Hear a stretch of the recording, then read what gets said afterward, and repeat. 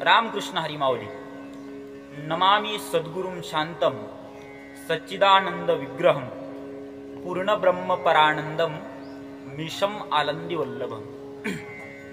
मुक्त कैवल्य तेजोनिधी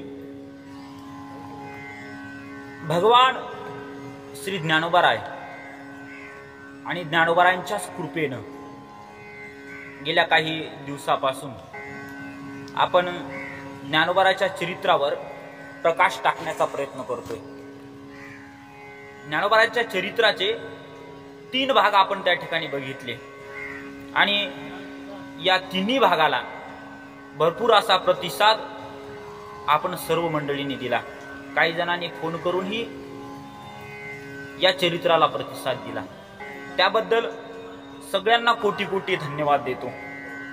आणि आता आपण ज्ञानोबाराच्या चरित्राच्या 4थ्या भागाला या ठिकाणी आरंभ करतोय। चला तर मग या व्हिडिओला लाईक करून आपण या चरित्राला सुरुवात करू। आपण 3ऱ्या भागामध्ये बघितलं की पैठणच्या त्या धर्मपीठामध्ये ज्ञानोबारायांनी चतुर्वेदी आणि दशग्रंथी ब्राह्मणाच्या समोर आपलं सामर्थ्य प्रगट केलं। रेड्याच्या मुखातून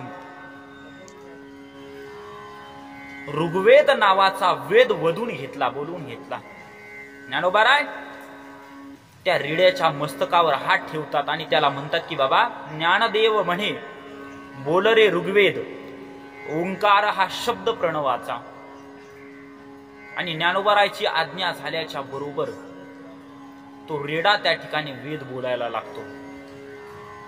आणि त्या सभेमध्ये असणारी जी सगळी दशग्रंथी ब्राह्मण आहेत, चतुर्वेदी ब्राह्मण आहेत, किंवा त्या सभेमध्ये असणारी जेवढी काही मंडळी आहे त्या सगळ्यांना आश्चर्य वाटतं आणि सगळे माऊलीचा जय जयकार करतात। कारण जगात चमत्काराशिवाय नमस्कार नाही। जग त्यालाच मान्यता देतं ज्याच्याकडे सामर्थ्य आहे, ज्याच्याकडे गुण आहे। त्यामुळं ज्ञानोबारायांनी हे सामर्थ्य दाखवल्याच्या नंतर सगळ्या लोकांनी ज्ञानोबारायचा जय जयकार केला। आणि मग पुढे त्या ब्राह्मणाने ज्ञानोबारायांच्या हाती शुद्धीपत्र दिलं आणि ज्ञानोबारायांची माफी मागितली, त्या भावंडाची माफी मागितली। ज्ञानोबारायांनी ते शुद्धीपत्र हातामधलं घेतलं आणि ज्ञानोबाराय त्या सभेचा निरोप घेतात। पण तेवढ्यात त्या सभेत असणारी मंडळी आणि त्या सभेत असणारे सगळे ब्राह्मण ज्ञानोबारायांना विनंती करतात की महाराज, काही दिवस तुम्ही या पैठणमध्ये थांबा आणि आम्हा पैठणकरांना तुमच्या सेवेची संधी द्या। ज्ञानोबाराय आणि भावंडाला त्या विनंती ते करतात आणि एवढ्या सर्वाची विनंती ज्ञानोबाराय आणि ती भावंड मोडू शकत नाहीत। आणि ते असं म्हणतात की जवळजवळ 6 महिने त्या पैठण क्षेत्रामध्ये थांबतात ज्ञानोबाराय। आणि त्या 6 महिन्यात ज्ञानोबाराय त्या पैठण क्षेत्रामध्ये श्रीमद भगवद्गीतेवर प्रवचन देतात। आता विचार करण्यासारखी गोष्ट आहे की ज्या ज्ञानोबारायचं वाङ्मय वाचून माझ्यासारखी लाखो कीर्तनकार बोलायला लागतात, किंबहुना ज्या ज्ञानोबारायच्या कृपेनं रेडाही बोलतो, त्या ज्ञानोबारायचं वाङ्मय वाचल्याच्या नंतर लाखानं कीर्तनकार जर बोलत असतील तर त्या ज्ञानोबारायांची वाणी कशी असली पाहिजे? ज्या ज्ञानोबारायचं वाङ्मय वाचल्याच्या नंतर अंतःकरण पवित्र होतं, ज्या ज्ञानोबारायचं वाङ्मय वाचल्याच्या नंतर जीवन पवित्र होतं, ज्या ज्ञानोबारायचं वाङ्मय वाचल्याच्या नंतर बुद्धी पवित्र होते, अशा त्या ज्ञानोबारायांची वाणी किती पवित्र असली पाहिजे। आणि आपल्या मधुर अशा वाणीनं जवळजवळ 6 महिने ज्ञानोबाराय त्या सगळ्या पैठणकरांना मंत्रमुग्ध करतात आणि 6 महिने होतात. त्यावेळेस निवृत्तीनाथ ज्ञानोबारांना म्हणतात की माऊली, 6 महिन्यापासून आपण या पैठणमध्ये, आता जास्त दिवस इथं थांबणं बरोबर नाही. आपल्या अवताराचं प्रयोजन ओळखा. आपल्याला जास्त दिवस इथं थांबता येणार नाही. कारण शास्त्र असं म्हणते, साधून एका जागी जास्त दिवस थांबू नये. शास्त्र म्हणते, गंगा बहती भली, साधू घुमता भला, असं म्हटलेलं आहे. गंगा जर एकाच जागी थांबली तर त्या गंगेचं पाणी सगळ्याला फायदा देऊ शकणार नाही. म्हणून ती गंगा एका जागी थांबत नाही. हिमालय पर्वतातून गंगोत्री पासून गंगा जसा हा प्रवास सुरू करते, तसं तिचं गंतव्य स्थान, शेवटचं स्थान जर काय आहे तर समुद्र आहे. बांगलादेशमध्ये बंगालच्या उपसागरामध्ये जाऊन ती गंगा विश्रांती घेते. तिथपर्यंत ती प्रवास करते. पण एवढा दीर्घ, एवढा मोठा प्रवास जरी ती गंगा करत असली तरी ती गंगा रिकाम्या हाताने प्रवास करत नाही. वाटेमध्ये येणारी जी मोठमोठी गावं आहेत, मोठमोठी जी शहर आहेत, मोठमोठी जी जंगल आहेत, त्या जंगलांना आपलं पाणी वाटत वाटत वाटत वाटत गंगा पुढे चालते. मध्ये येणारे जेवढे काही जीव आहेत त्या सगळ्या जीवांना तृप्त करते ती गंगा आणि शेवटी मग बंगालच्या उपसागरामध्ये जाऊन मिसळते. तसं निवृत्तीनाथ ज्ञानोबारांना म्हणतात की गंगा जशी थांबत नाही. ज्ञानोबारांनी वर्णन केलेलं आहे ज्ञानेश्वरीमध्ये. गीतेचा 16वा अध्याय आणि 16व्या अध्यायातली ओळी आहे. फेडीत पाप ताप, पोखीत तिरीचे पादप, समुद्रा जाय आप, गंगेचे जैसे, असं म्हटलेलं आहे. लोकांची पाप धूत आणि अनेक जीवांची तृप्ती करत तहान भागवत गंगा हिमालयाच्या पर्वतापासून, गंगोत्री पासून तर बंगालच्या उपसागरापर्यंतचा प्रवास त्या ठिकाणी करत राहते. त्यामुळं निवृत्तीनाथ माऊलीला म्हणतात की माऊली, जशी गंगा थांबत नाही तसं साधून एका जागी थांबणं बरोबर नाही. कारण साधूच्याही अवताराचं प्रयोजन हे जगाच्या कल्याणा संताच्या विभूती. म्हणून आपल्याला इथं जास्त वेळ थांबता येणार नाही. पुढच्या मुक्कामाला जावं लागलं आणि आपल्या दादाची आज्ञा, आपल्या गुरुची आज्ञा शीर्षा वंद्य मानून ज्ञानोबाराय त्या पैठणकरांना सांगतात की आता शेवटचं प्रवचन त्या ठिकाणी होईल, आम्हाला पुढचा मुक्काम गाठायचा. आणि शेवटी एक प्रवचन ज्ञानोबाराय श्रीमद भगवद्गीतेवर करतात आणि त्या पैठणकराचा निरोप घेतात आणि सांगतात की बाबा, जवळजवळ 6 महिने तुम्ही आम्हाला आमच्या आईवडिलांपेक्षाही जास्त सांभाळलं. आमच्या आईवडिलांनी जेवढं प्रेम दिलं नाही तेवढं प्रेम तुम्ही आम्हाला दिलं.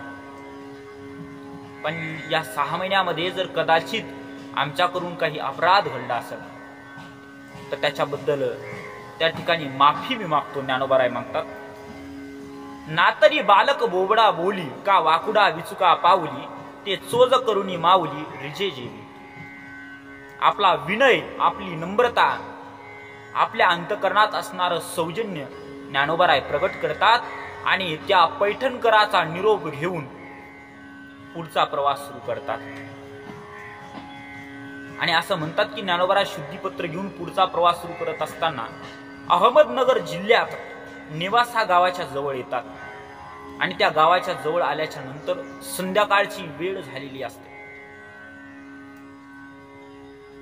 धोधो पाऊस त्या ठिकाणी चालू होतो आणि ज्ञानोबाराय आणि ती भावंड विचार करतात की आता गाव दूर राहिलेलं आहे आणि त्या गावात जाण्याच्या अगोदर इथं जवळ मस्जिद आहे. त्या मस्जिद मध्ये आपण थोडीशी विश्रांती घेऊन नंतर पुढचा मुक्काम त्या ठिकाणी करू, गावामध्ये नेवाशामध्ये जाऊ. आणि मग ज्ञानोबाराय त्या मस्जिद कडे भावंड ती वळतात आणि मस्जिद मध्ये गेल्याच्या नंतर मस्जिद मध्ये प्रवेश करणार तेवढ्यात तो मौलाना तिथे येतो. ज्ञानोबाराय त्या मौलानाला हात जोडून म्हणतो की अहो, आम्ही पैठण पासून आळंदी पर्यंतचा प्रवास करण्यासाठी आलेलो आणि संध्याकाळची वेळ झालेली, हे धोधो पाऊस चालू आहे, आमच्याकडे एकच वस्त्र आहे, आम्हाला रात्रभर इथं मुक्कामी थांबू द्या. मौलानाला म्हणतो. पण तो म्हणतो की बच्चो, ये मस्जिद मुसलमानों की है, हिंदू यहाँ नहीं आ सकते, हिंदू के लिए हा जगा नाही. कदाचित त्यावेळेसही हिंदू आणि मुसलमान वाद असावा जसा आता आहे, कारण हा वाद फार जुना वाद आहे, त्यामुळे कदाचित त्यावेळेसही तो वाद असेल.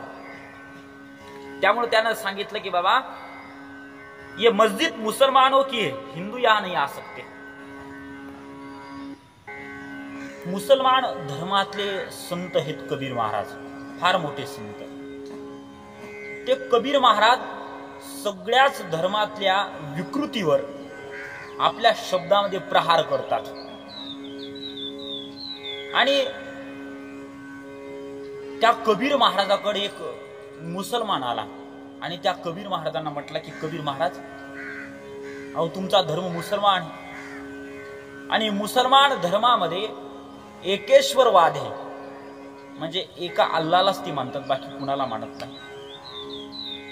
आणि तो त्या ठिकाणी कबीर महाराजांना म्हणतो की कबीर महाराज, अहो आपण मुसलमान धर्मातले असून सुद्धा तुम्ही हिंदूंची त्या ठिकाणी अभंग म्हणता, राम आणि कृष्ण यांचे अभंग गाता, काय कारण?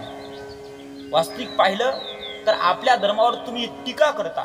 कबीर महाराजांना म्हणतो. विचार केला तर हिंदू धर्मामध्ये किती विकृती आहेत. तो कबीर महाराजांना म्हणतो, तो कबीर महाराजांना सांगतो की अहो ही हिंदू लोक या जगाचा करता देवाला म्हणतात. या जगाचा करता हिंदूच्या मते कोणी? देव. त्या ठिकाणी भगवंत स्वतःच गीतेच्या 7व्या अध्यायामध्ये बोलतात, गतिर्भर्ता प्रभू साक्षी निवासस शरणम सुहृत प्रभव प्रलय स्थानम निधानम बीजमव्ययम असं म्हटलेलं आहे. या जगाचा करता जर कोण असला तर देव ही. अहम गती अहम भरता अहम प्रभू अहम साक्षी असं भगवंतांनी म्हटलेलं. या जगाची गती, या जगाला गती देणारा कोण आहे? ईश्वर आहे, देव. तर मग या जगाचा ईश्वर करता देव आहे आणि तो जर सर्व ठिकाणी सर्वच ठिकाणी जर तो देव आहे, तर गावागावात मंदिर बांधण्याची काय आवश्यकता आहे? तो मुसलमान व्यक्ती कबीर महाराजांना विचारतो की हिंदूच्या मते जर देव सगळ्या गोष्टीत हे, चराचरात हे, मग गावोगाव 5-5 मंदिर बांधण्याची काय आवश्यकता? त्यावेळेस कबीर महाराज त्याला उत्तर देतात. कबीर महाराज म्हणतात की बाबा, हिंदूचं सोड, आपण कोणत्या धर्मामध्ये? तो म्हणतो आपण मुसलमान धर्मामध्ये. आणि मुसलमान धर्मामध्ये, मुसलमान धर्माच्या नुसार हे जग कोण चालवतं? तो म्हणतो मुसलमान धर्माच्या नुसार हे जग अल्लाह चालवतो. पत्ता भी हिले तो रजा है तेरी असं मुसलमान म्हणतात. जसं आपल्या धर्मामध्ये म्हणतात वृक्षाचे ही पान हाले ज्याची सत्ता, तसं मुसलमानामध्ये म्हणतात पत्ता भी हिले तो रजा है तेरी. कबीर महाराज म्हणतात की हे जग अल्लाह चालवतो. बर, त्यांनी दुसरा प्रश्न त्याला विचारला की तो अल्लाह नेमका राहतो कुठं? तो म्हणतो अहो काय विचारता, अल्लाह जन्नत मध्ये राहतो. तो मुसलमान कबीर महाराजांना सांगतो. आणि मग कबीर महाराज त्याला प्रतिप्रश्न विचारतात की जर अल्लाह जन्नत मध्ये राहतो तर मग इथून जर त्याला प्रार्थना केली, इथून जर त्याला आवाज दिला तर तो ऐकल का?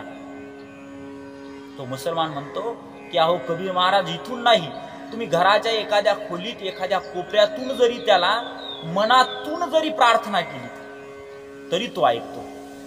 आणि मग कबीर महाराज त्याला म्हणतात की अरे बाबा, जर एखाद्या खोलीच्या कोपऱ्यातून मनातून त्याला जर आवाज दिला तर जर तो अल्लाह त्या ठिकाणी आपला आवाज ऐकू शकतो, तर मग मस्जिदवर 3-3, 4-4 भोंगे लावून 6-6 वेळा एवढा जोर जोरात नमाज पडण्याची काय आवश्यकता आहे, जर तो मनातला आवाज ऐकतो तर. असं मी म्हणत नाही, कबीर महाराज म्हणतात. कंकड़ पत्थर जोड़ के मस्जिद लई बनाई, हे कबीर महाराजांचे शब्द आहे. कंकड़ पत्थर जोड़ के मस्जिद लई बनाई, ता ऊपर मुल्ला बांग दे. क्या बहिरा हुआ खुदाई असं म्हणतात ते म्हणतात की कंकड पत्थर जोड के, दगड माती रेती इटा गोळा करून मोठी मस्जिद बांधली आणि त्या मस्जिदवर लावले भोंगे आणि त्या भोंग्यातून 6 वेळा बांग देणं चालू आहे. बांग म्हणजे नमाज पढ़ना चालू है. ता ऊपर मुल्ला बांग दे. जर तो अल्लाह मनातला ऐकतो तर एवढा जोर जोरात आवाज करण्याची काय आवश्यकता आहे. क्या बहिरा हुआ खुदाई असं कबीर महाराज म्हणतात. तो काय बहिरा झाला म्हणतात. पण तरी सुद्धा आपण नमाज पढ़तो का नाही. कबीर महाराज त्या मुसलमानाला म्हणतात. तो म्हणतो हो आपण पढ़तो. कशासाठी. आपल्या समाधानासाठी. त्याच्या समाधानासाठी नाही, आपल्या समाधानासाठी.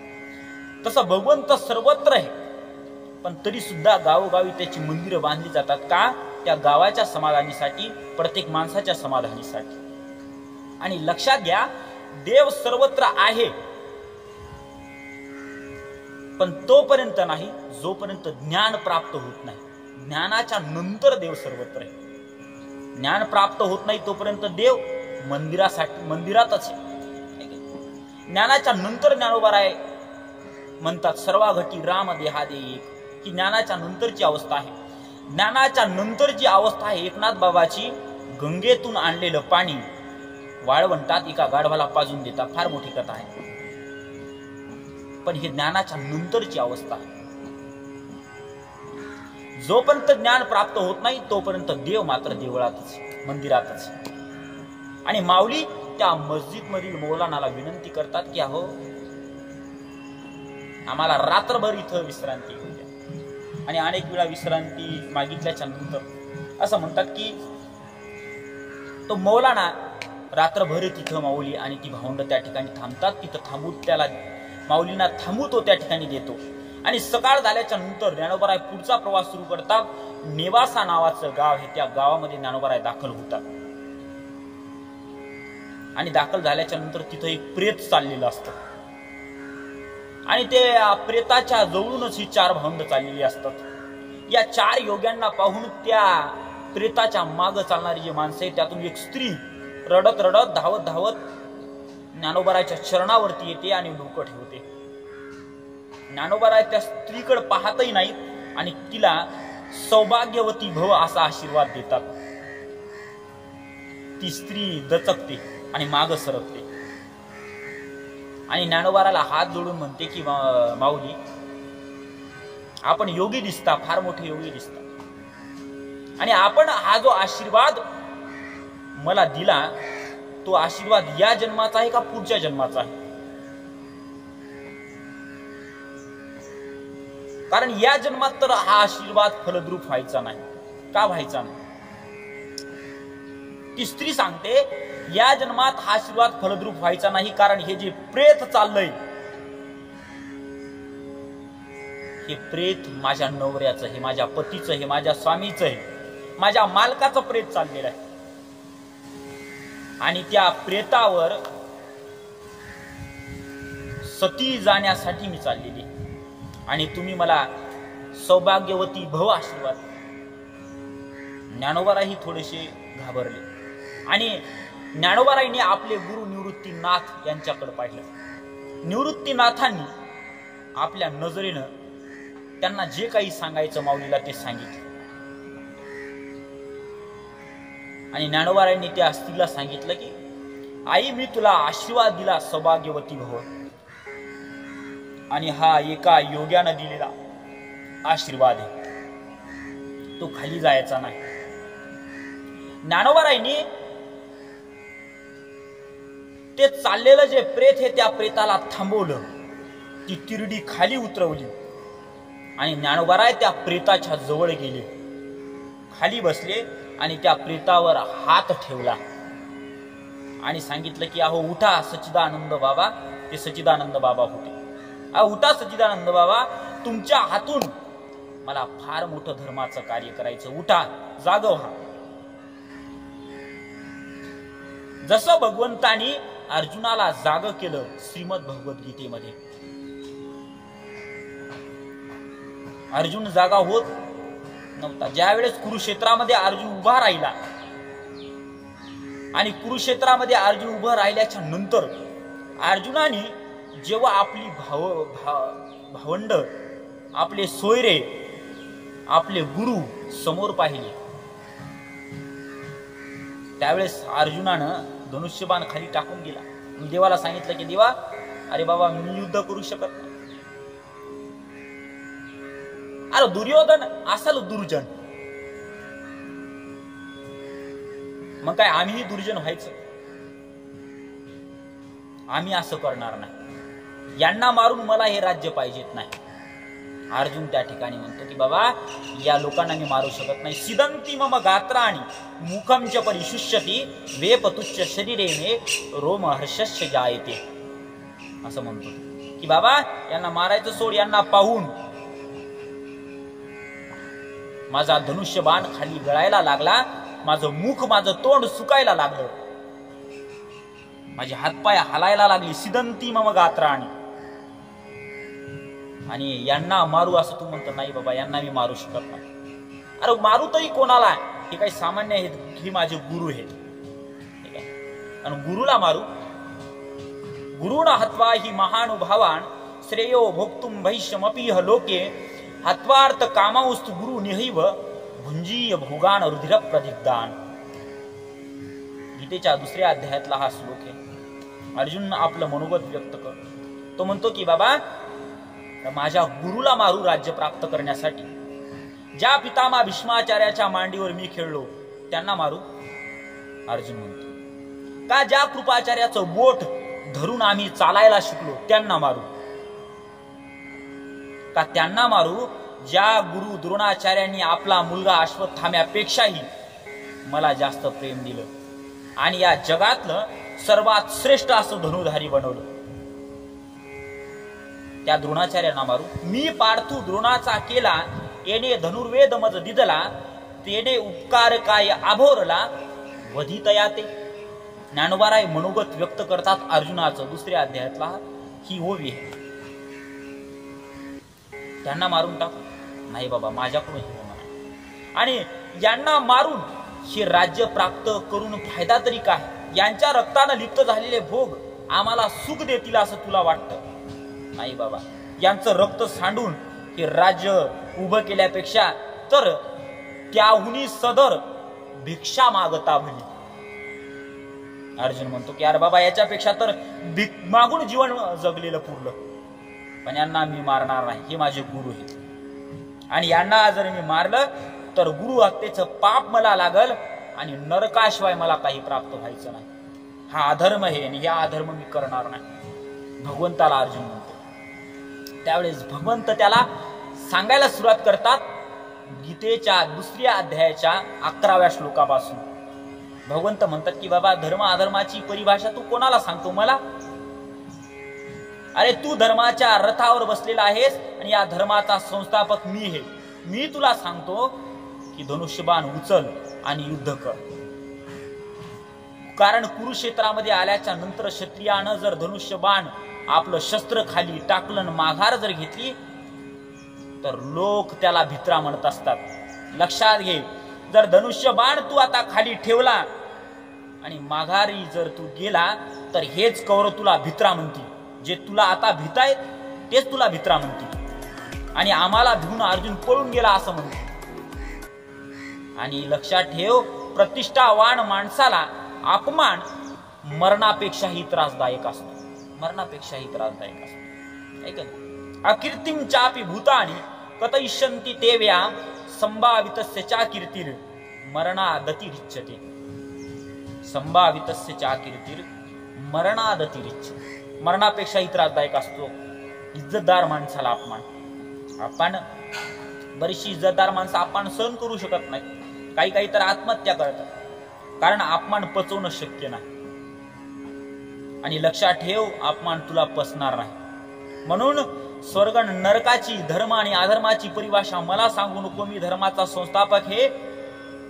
यांना मारून तुला नरक प्राप्त होणार नाही, स्वर्गच प्राप्त होईल. हतो वा प्राप्स्यसि स्वर्गम जित्वा वा भोक्ष्यसे महिम. जर कदाचित मरण पावला तर स्वर्ग प्राप्त होईल. हतो वा प्राप्स्यसि स्वर्गम. आणि मरण जर जिंकला तर या पृथ्वीवरचं राज्य प्राप्त होईल, मेला तर स्वर्ग प्राप्त होईल. म्हणून तस्मात म्हणून उत्तिष्ठ उभा राहा कौंतेय अर्जुना युद्धाय कृत निश्चय, युद्धाचा निश्चय करून भगवंत अर्जुनाला सांगतात. आणि असं सांगितल्याच्या नंतर मग काही अर्जुन त्या ठिकाणी उभा राहतो युद्धासाठी आणि युद्धाला तयार होतो. 700 श्लोकाची गीता सांगितल्याच्या नंतर तसं माऊली त्या सच्चिदानंद बाबाच्या डोक्यावर हात ठेवतात आणि म्हणतात की सच्चिदानंद बाबा उठा, तुमच्या हातून धर्माचं फार मोठं कार्य मला करायचं. आणि मग सच्चिदानंद बाबा जाग होतात, प्रेत जिवंत होतं संताच्या कृपेने. आणि ज्ञानोबाराय सच्चिदानंद बाबाचा हात पकडतात आणि त्या सच्चिदानंद बाबाला घेऊन कर्वेश्वराच्या मंदिरात येतात. महादेवाच्या मंदिरात निवासात कर्वेश्वराचं जे मंदिर आहे त्या मंदिरात येतात महादेवाच्या.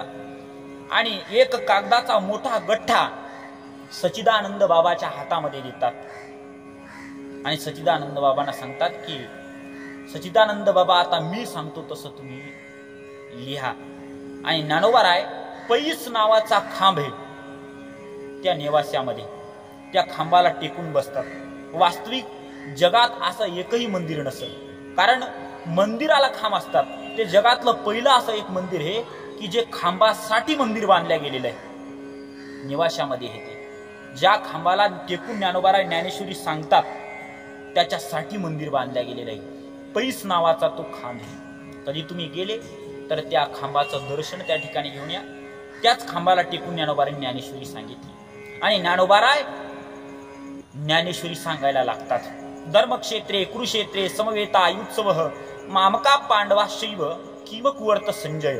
या श्लोकापासून तर शेवटच्या श्लोकापर्यंत यत्र योगेश्वर कृष्णो यत्र पार्थो धनुधरः तत्र श्री विजयो भूतीर ध्रुवानी त्रिमतिर्मम.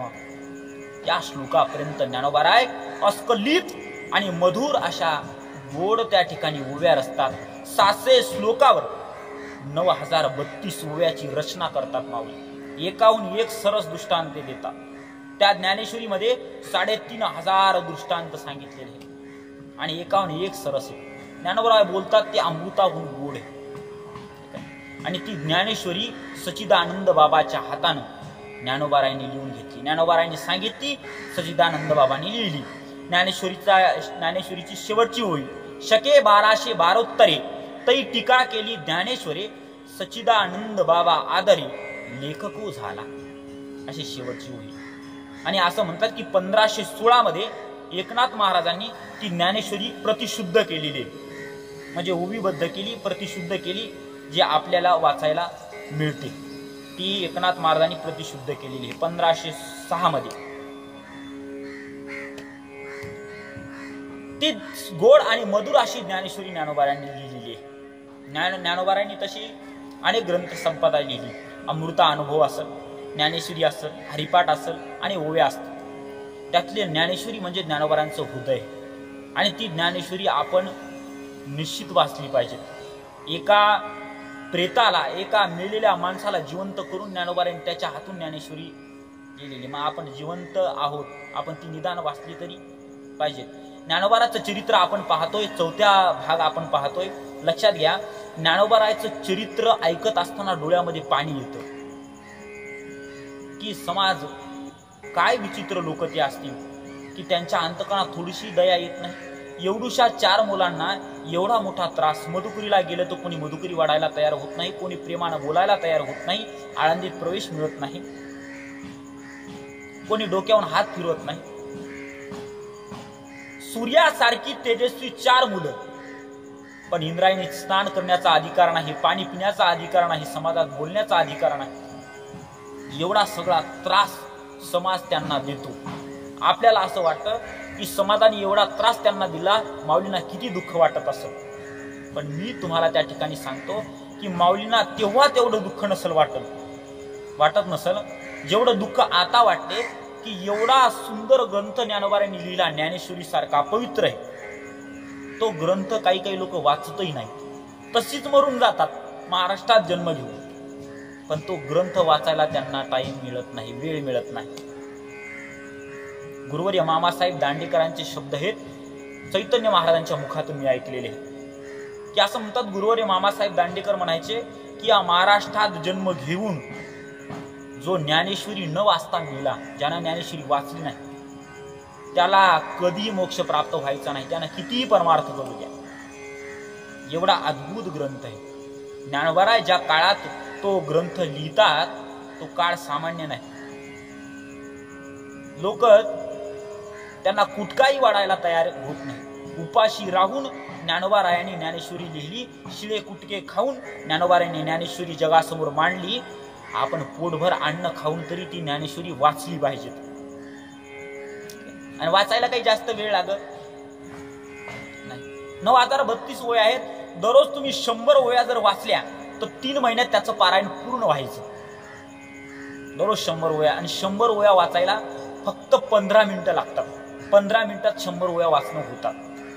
त्यामुळे नित्य नियमानं 15 मिनिटं जरी त्या ज्ञानेश्वरीला दिली तरी ती ज्ञानेश्वरी पूर्ण होते.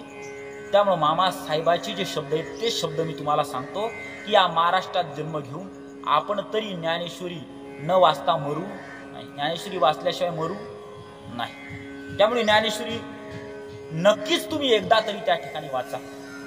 निदान त्या 16 वर्षाच्या मुलाच्या बुद्धीचं कौतुक तरी तुम्ही पहा की त्यानं ज्याच्यावर टीका केली तो ग्रंथ भगवंताच्या मुखातून निघालेला आहे, श्रीमद भगवद्गीता. तो ग्रंथ आपल्याला सरळ वाचताही येत नाही आणि त्या ग्रंथावर ज्ञानोबा राय टीका करतात. जे भगवंतालाही गीतेमध्ये सांगता आलं नाही जे ज्ञानोबा रायांनी ज्ञानेश्वरीमध्ये सांगितलेलं आहे. त्यामुळे तो ज्ञानेश्वरी सारखा पवित्र ग्रंथ जीवनात एकदा तरी सगळ्यांनी वाचा. हे या व्हिडिओच्या माध्यमातून मी तुम्हाला सांगतो. सगळ्यांनी एकदा वाचा, जास्त वेळ त्याला लागणार नाही. ज्ञानोबा रायांनी जी ग्रंथ संपदा लिहिली त्यात ज्ञानेश्वरी पवित्र सुद्धा आहे आणि मराठी भाषेत. आणि काही काही अडाणी जण असतात, म्हणजे ज्यांना एक शब्दही वाचतात नाही असेही काही जण असतात. त्यांच्यासाठी मी अनेक वेळा कीर्तनात सांगतो की ज्यांना एक शब्दही वाचता येत नाही. इथं केंद्रीय महाराजांचं मंदिर आहे आळंदीमध्ये. मी आता सद्गुरू गजानन महाराजांच्या मंदिरावर बसलेला आहे आणि इथून जवळच केंद्रीय महाराजांचं मंदिर आहे. केंद्रीय महाराजांनी मंदिर बांधलेले ज्ञानेश्वरी मंदिर. असं म्हणतात की ते केंद्रीय महाराज आळंदीत जेव्हा आले त्यावेळेस त्यांना लिहिता वाचता येत नव्हतं, पण त्यांच्या गुरुच्या आज्ञेवरून त्यांनी ज्ञानेश्वरीची 1000 पारायणं केली. मग जर त्यांना लिहिता वाचता येत नव्हतं तर त्यांनी पारायणं कशी केली? ते प्रत्येक शब्दावर बोट ठेवायचे ज्ञानेश्वरीच्या आणि माऊली माऊली म्हणून बोट फिरवायचे. असे त्यांनी 1000 जवळजवळ पारायणं केली. आणि 1000 पारायणं केल्याच्या नंतर ज्ञानोबारांची कृपा त्यांच्यावर झाली आणि त्यांना ती ज्ञानेश्वरी वाचताही आली, त्याचा अर्थही कळाला. आणि त्याच केंद्रीय महाराजाच्या हातातून ते ज्ञानेश्वरी मंदिर उभं राहिलं. इथून मला ते मंदिर दिसतंय, तुम्हाला दिसणार आहे पण मला इथून दिसतंय. ते ज्ञानेश्वरी मंदिर उभं राहील ज्याच्यावर सगळी ज्ञानेश्वरी लिहिलेली.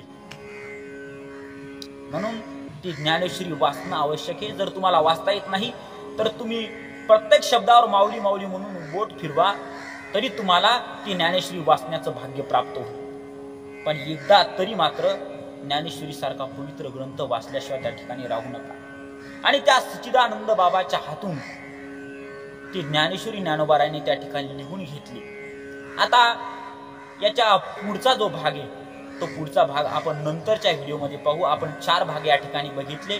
आता पुढच्या भागामध्ये ज्ञानोबा राय आणि नामदेव महाराजांची तीर्थयात्रा आणि ज्ञानोबा रायांच्या समाधीचा जो प्रसंग आहे तो समाधीचा प्रसंग, असे दोन्ही प्रसंग आपण पुढच्या व्हिडिओमध्ये त्या ठिकाणी पाहू आणि ज्ञानोबा रायांच्या चरित्राला विराम देऊ. रामकृष्ण हरी.